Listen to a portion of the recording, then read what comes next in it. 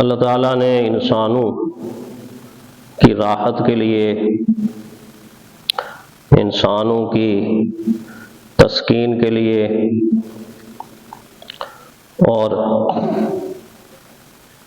انسانوں کے دل کے قرار کے لیے دنیا میں اپنی بہت سی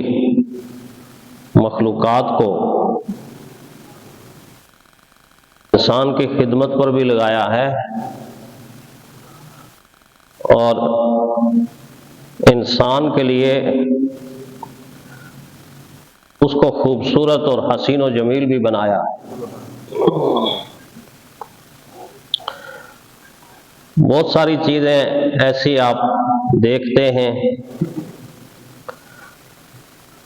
جن کو جب انسان ایک نظر دیکھتا ہے تو جی کرتا ہے کہ دیر تک اس کو دیکھتا ہی رہے، جی بھر کے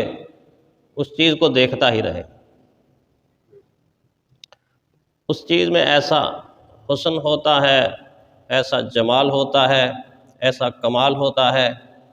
ایسی خوبصورتی ہوتی ہے کہ جو انسان کی نظر اور انسان کی آنکھوں کو اپیل کرتی ہے ایسے جیسے مجھے دیکھو مجھے دیکھو مجھے دیکھو، اور انسان کی آنکھ دیکھتی دیکھتی ہی رہ جاتی۔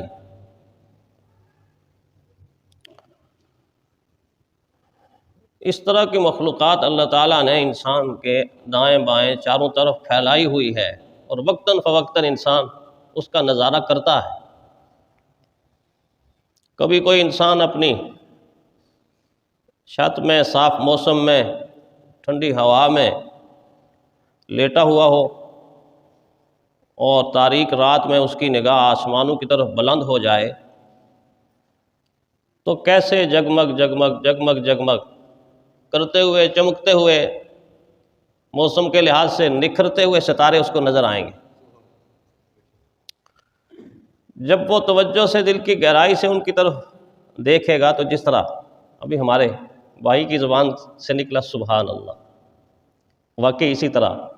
دل کے اندر سے نکلتا ہے سبحان اللہ سبحان اللہ وتبارک اللہ احسن الخالقین۔ اللہ کتنا برکت والا ہے، کتنا بہتر بنانے والا ہے، کتنا حسن و جمال سے ان کمکموں کو آراستہ کیا ہے، پیراستہ کیا ہے، اور خود ان کی زیب و زینت کو قرآن میں بیان فرمایا وَلَقَدْ زَيَّنَّا السَّمَاءَ الدُّنْيَا بِمَصَابِيحَ۔ ہم نے دنیا کے سامنے جو آسمان رکھا ہے، جو بلندیاں رکھی ہیں، ان کو ستاروں سے سجایا ہے، چراغوں سے سجایا ہے، روشن کیا۔ بڑے خوبصورت ہیں، بڑے حسین و جمیل ہیں۔ اسی فضا کے اندر کبھی انسان تنہا بیٹھ کے دیکھے تو کس طرح کلابازیاں کھاتے ہوئے ایسے ایسے ایسے ایسے، پھر اوپر پھر نیچے، پھر دائیں سے بائیں، پھر بائیں سے دائیں، پھر چکر کھاتے ہوئے، اور پھر قطار در قطار ایسے چلتے ہوئے پرندے انسان کی نظر کو کھینچ لیتے ہیں، اپنی طرف کھینچ لیتے ہیں۔ قرآن حکیم میں ان کا منظر بھی پیش کیا گیا کہ دیکھ لیجئے کس طرح اڑتے ہیں، کون سا سہارا ہے ان کے جس سہارے پر یہ اڑتے جا رہے ہیں۔ صبح کو خالی پیٹ اپنے گھونسلوں سے نکلتے ہیں، شام کو سیر ہو کر واپس آ جاتے ہیں۔ کیا حسین و جمیل منظر ہے۔ کبھی کسی گرین لان کا ہم انتخاب کریں، کسی گلشن کا انتخاب کریں، کسی پارک کا انتخاب کریں، اور وہاں جا کر جب ہم دائیں بائیں دیکھتے ہیں تو کتنے خوبرو اور کیسے تر و تازہ پھولوں اور کلیوں کی ایک بہار ہے، پھولوں اور کلیوں کی ایک بہار ہے، اور ہلکی ہلکی ہوا سے کوئی دائیں سے بائیں کوئی بائیں سے دائیں ایسے جھوم رہے ہیں جیسے وجد میں آ کے اللہ کا ذکر کر رہے ہو، جیسے وجد میں آ کے اللہ کا ذکر کر رہے ہو۔ میں بوقت سحر ایک چمن میں گیا، ہر طرف دل ربا تھا سما نور کا، پھولتے ٹہنیوں پہ کھلے جا بجا، پڑھ رہے تھے وہ شبنم سے کر کے وضو اللہ اللہ اللہ اللہ۔ میں نے گل سے یہ پوچھا کہ اے خوبرو، کس کی بو تجھ میں ہے، خوشبو کس کی بو تجھ میں ہے، کس کی رنگت ہے تو، بولے غنچے چٹک کے میرے روبرو، اللہ اللہ اللہ۔ کیسا منظر ہے، کیسا حسین و جمیل منظر۔ یہ چند چیزیں میں نے آپ کے سامنے رکھی، آپ تنہا بیٹھ کے سوچیں گے تو مناظر ہی مناظر ہیں۔ کہیں ابلتے ہوئے پہاڑوں کے اندر سے نکلتے ہوئے چشمے آپ کو نظر آئیں گے، کہیں انہی چشموں کا پانی ندیوں کی صورت میں بہتا ہوا آپ کو نظر آئے گا، کہیں نہریں رواں دواں، کہیں دریا رواں دواں، کہیں سمندر اپنے بازوؤں کو یوں پھیلاتا ہے اور ساحل تک آتا ہے، اور آپ کنارے پر کھڑے ہو کے اس کا پھیلنا بھی دیکھ رہے ہیں، اس کا سمٹنا بھی دیکھ رہے ہیں، اس کے درمیان سے موجوں کا ابھرنا بھی دیکھ رہے ہیں، اور ٹھاٹھے مارتی موجوں کا بیٹھنا بھی دیکھ رہے ہیں۔ یہ کیا خوبصورت منظر ہے۔ کہیں اسی سمندر کے کنارے اگر آپ شام کو ہیں تو ایک سمندر کے دوسرے کنارے پر اللہ کے بنائے ہوئے خوبصورت سورج کو آپ نیچے اترتے ہوئے ڈوبنا بھی دیکھ رہے ہیں، اور کہیں مشرق سے طلوع ہوتے ہوئے سورج کو دیکھ۔ یہ ساری چیزیں بڑی حسین ہیں،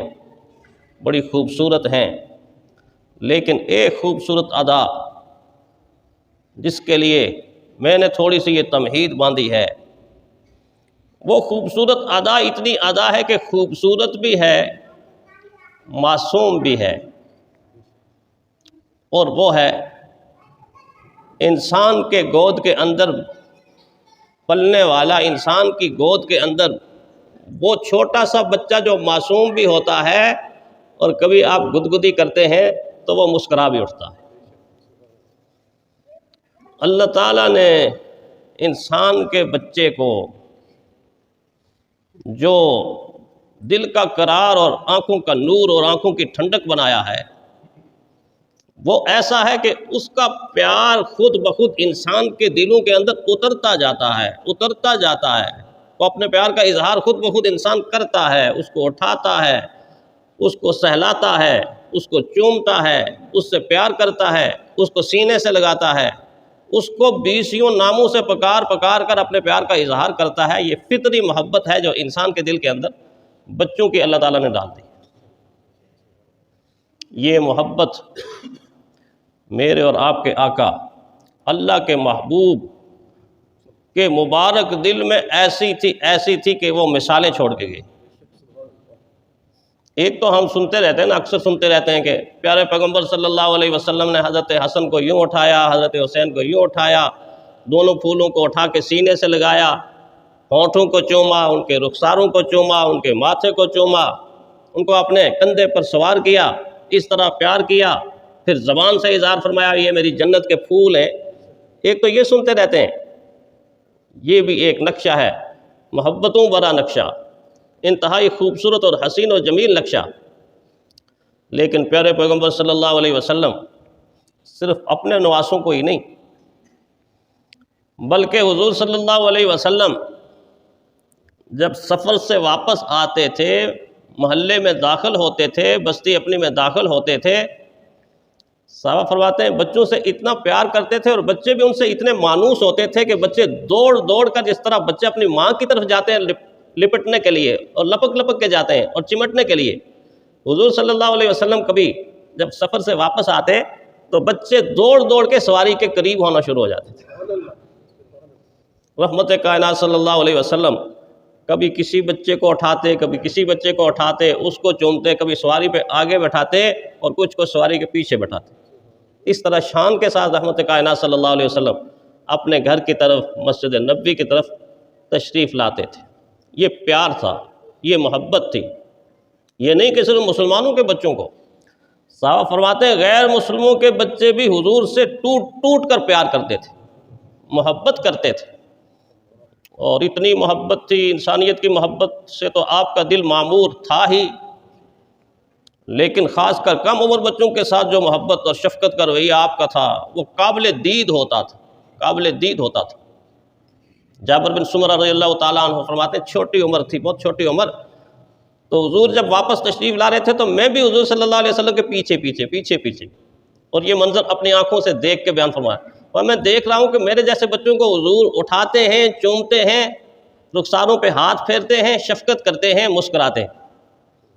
اور فرمانے لگے میں جب حضور صلی اللہ علیہ وسلم کے قریب ہوا تو رحمت کائنات صلی اللہ علیہ وسلم مجھے بھی قریب کیا